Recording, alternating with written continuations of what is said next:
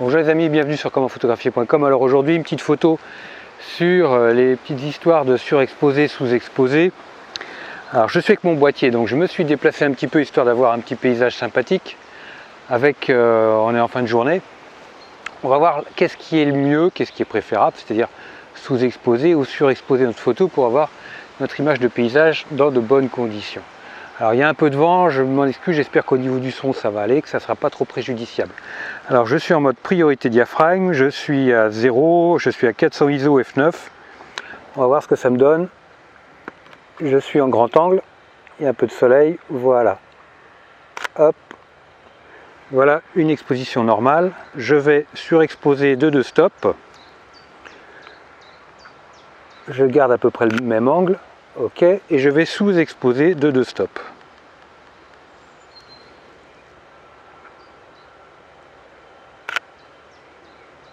Ok.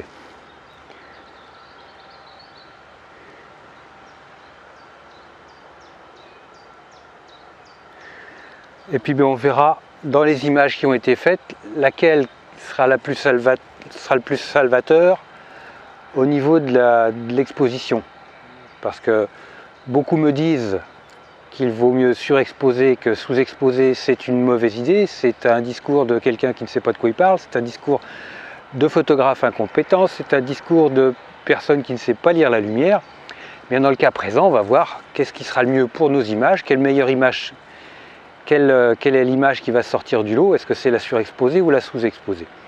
Rendez-vous sur Lightroom pour la suite. Alors, nous voilà devant nos photos, donc on a l'image avec l'exposition correcte définie par l'appareil photo lui-même. On a la photo à plus un stop, plus de stop, moins un stop et moins de stop. Donc là elles sont brutes, je n'y ai pas touché, on est en réglage tel que l'appareil photo les a fournis en direct. Donc sur l'image avec la bonne expo, si on fait une récupération dans les hautes lumières, on voit qu'on a quand même des choses, on a de la matière, je dirais l'exposition normale va le faire. Après l'inconvénient c'est que c'est pas toujours évident de se dire qu'on va être bon, parce que s'il y avait eu plus de nuages, je pense qu'on voit déjà les nuages commencent déjà à cramer. Bon, avec du RAW là c'est rattrapable, mais il y a toujours une crainte, un doute, donc c'est pour ça que moi j'invite à faire une sous-exposition au cas où faire une expo normale plus une sous-exposition si jamais il y a un souci. Après la sous-exposition d'un stop, je dirais on est tout de suite tranquille dans la mesure où on n'a pas d'alerte de surexposition. Si on récupère des hautes lumières, vous voyez, on est quand même bien propre au niveau des nuages, on a de la matière, on va pouvoir récupérer dans les basses lumières si on le veut avec le pinceau ou directement avec le curseur. On a quelque chose de sympathique. Si on voit la photo en expo normale, bon là on va faire une récupération des hautes lumières, donc on a malgré tout on a quand même un pavé. Je suis pas fan, j'aime bien quand le soleil se réduit un petit peu, mais bon j'irai là comme ça pourra le faire de toute façon. Dans les basses lumières, on va pouvoir en récupérer, il n'y a pas de souci. Bon, l'objectif c'est de comparer la sous-exposition à la surexposition. Donc là la surexposition d'un stop, je crois que malheureusement en récupération dans les hautes lumières on n'a pas grand chose. C'est parti, et si on veut voir en baissant l'expo, donc on voit quand même que bon, les nuages partent en quenouille.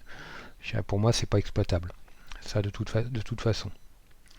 Ce qu'il y aurait en surexposition, évidemment, l'intérêt, ça serait de récupérer pas mal d'infos, les troncs des arbres par exemple. On a beaucoup d'infos à récupérer, ça c'est le seul avantage, mais c'était pas l'objectif. Moi l'objectif c'est d'éviter de partir en quenouille au niveau du ciel, ce qui est le cas. Donc là déjà le ciel, pour moi il est mort, c'est pas la peine. Donc la surexposition d'un stop n'est pas viable en l'occurrence. Je ne vais pas aller voir la surexposition de stop parce que là c'est la galère. Après, ce qu'on a en inconvénient, c'est qu'ici, bon, on va revenir un petit peu sur les curseurs parce que j'aime pas trop quand on soit trop violent. C'est malgré tout là, on n'a pas trop d'infos visuellement au niveau des parties sombres, au niveau des troncs des arbres. Donc si on veut, on peut éventuellement avec un pinceau venir faire une petite récup. va se faire équivalent d'un stop plus ou moins. Haute lumière pour le moment, on se laisse à 0. Récupération des ombres, on va se mettre à 40. Point blanc, on va se mettre à 0. Point noir, on va se mettre à 0 pour le moment. Et balance des blancs, on va se mettre à 0. Et en nuance aussi. Donc, hop, si on veut voir, on peut quand même récupérer de la matière. Bon, c'est fait à la hache hein, de toute façon, mais là on peut quand même venir voir pour récupérer des choses. Il n'y a pas de souci. Si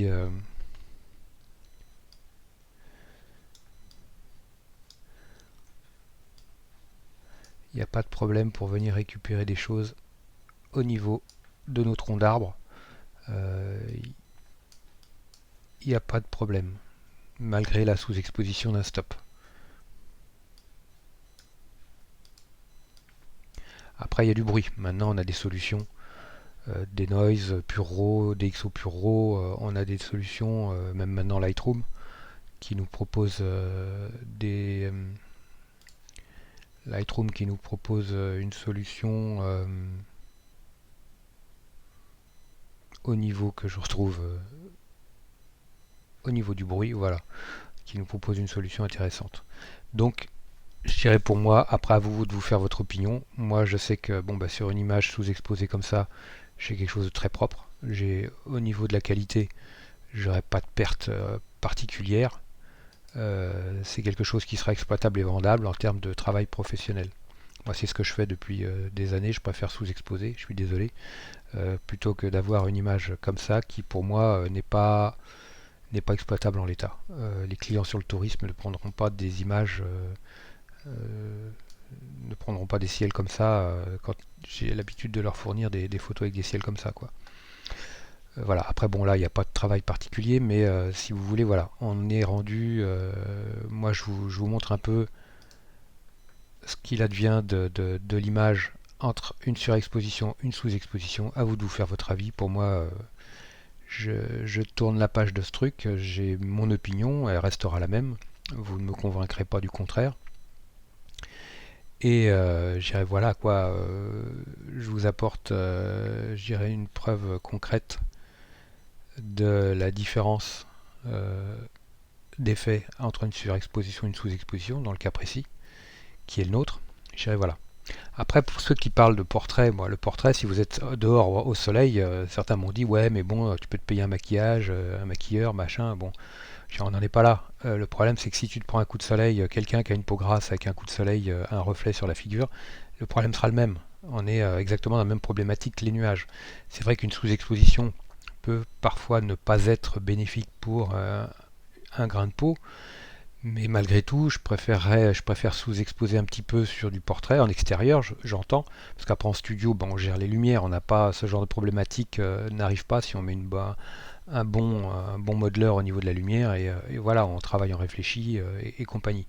Après une peau grasse qui est brillante, elle reste brillante. C'est vrai que bon, en studio, on a plus facilement demandé à mettre un petit coup de fond de teint ou des choses comme ça pour matifier un peu la peau. Mais le studio, c'est à part, ça sera autre chose. Là, je pense que on est quand même sur de la prise de vue extérieure avec une peau grasse. Les reflets, ça sera exactement la même problématique. Je dirais voilà. Mais mesdames et messieurs, je vous souhaite une excellente journée et je vous dis à très bientôt. Ciao.